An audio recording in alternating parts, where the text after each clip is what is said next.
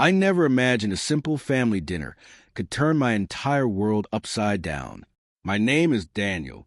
I'm 36, and for the past 10 years, I've been married to Rachel. We met in college.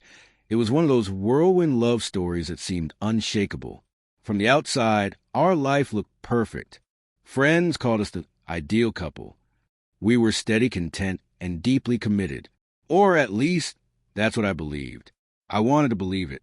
I loved her, more than I even understood, until the day that love was torn apart. It started like any other Sunday evening.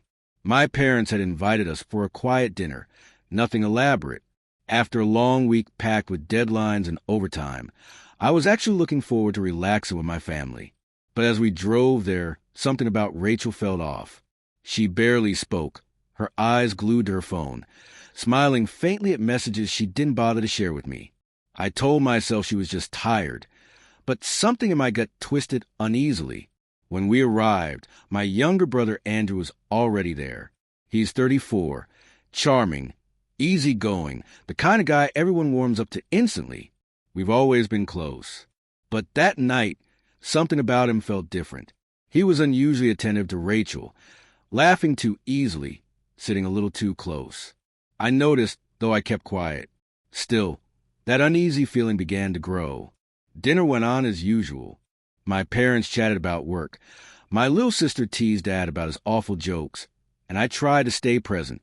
But Rachel kept sneaking glances at Andrew, smiling in a way that felt sharper, intentional. I told myself I was overthinking it.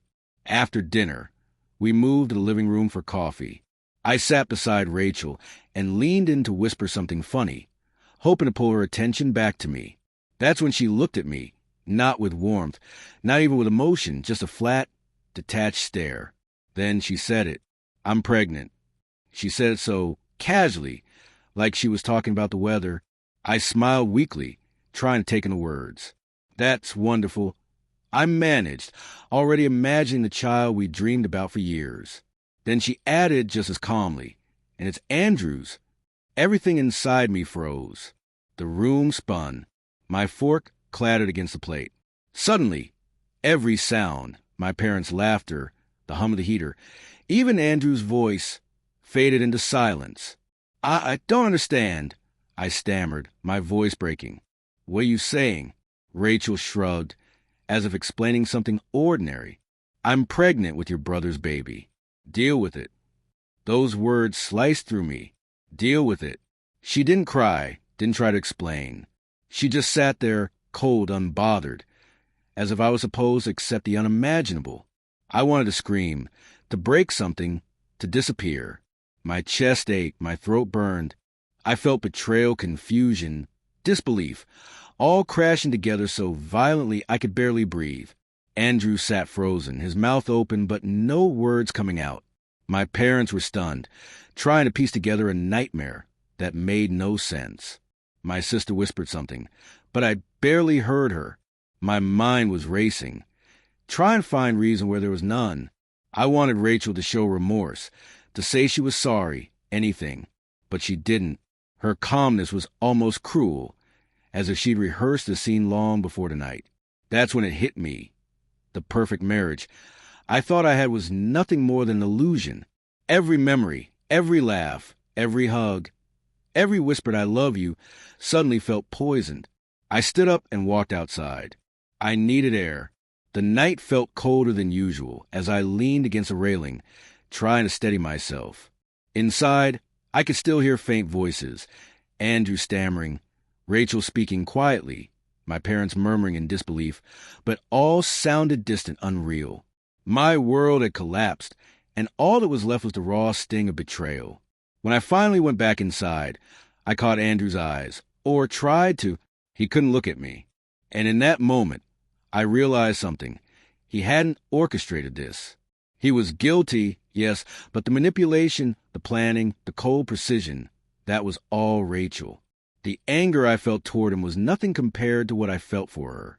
She had built this deception piece by piece, knowing exactly how deeply it would break me. The rest of the night blurred together.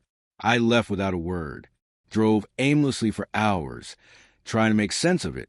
But I couldn't. How could she betray me like that? And with my own brother, how could she plan a pregnancy behind my back and still look me in the eye every day? The thought of her living a double life made me sick. When I finally returned home, I knew I had to face her, not with rage, but with clarity. I needed the truth. Rachel was sitting on the couch, scrolling through her phone, as if nothing had happened. "We need to talk," I said quietly. She looked up, mildly irritated. "About what?" "About us. About what you said tonight." She sighed. "There's nothing to discuss. I'm carrying his child. You can stay, or you can leave. I don't care." That was the final straw. In that instant, I understood this wasn't about love or family. It was about control. She wanted to break me, to make me accept humiliation as if it were normal. I didn't yell. I didn't cry. I simply packed a bag, a few clothes, my laptop, the essentials, and walked out. The house that once felt like home was now just walls filled with lies. For days, I stayed with friend, replaying everything in my mind. Every shared laugh, every touch, every quiet morning, all of it felt like fiction. But in that solitude, something began to shift. I started to feel free. Not happy, not healed, just clear. I realized I'd been living a story Rachel had written, and I was finally stepping out of it. There was no going back. No forgiveness, no second chances. I changed my number, my email, even thought about moving away. Not to escape them, but to reclaim myself. Weeks later, I ran into Andrew downtown.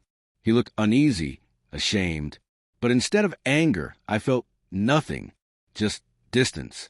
"I hope you understand what you've done," I said quietly. He nodded. That was all. No confrontation, no shouting, just the truth hanging between us. Months passed. Then Rachel reached out, crying, apologizing, saying she'd made mistakes, begging me to come back. But I already knew better. Whatever we had wasn't love. It was deception wearing love's face. I never replied. I didn't have to. My silence said everything. Now, I'm rebuilding my life, slowly, quietly, small victories, peaceful moments, and the understanding that I'm no longer trapped inside a house of lies. I learned something powerful.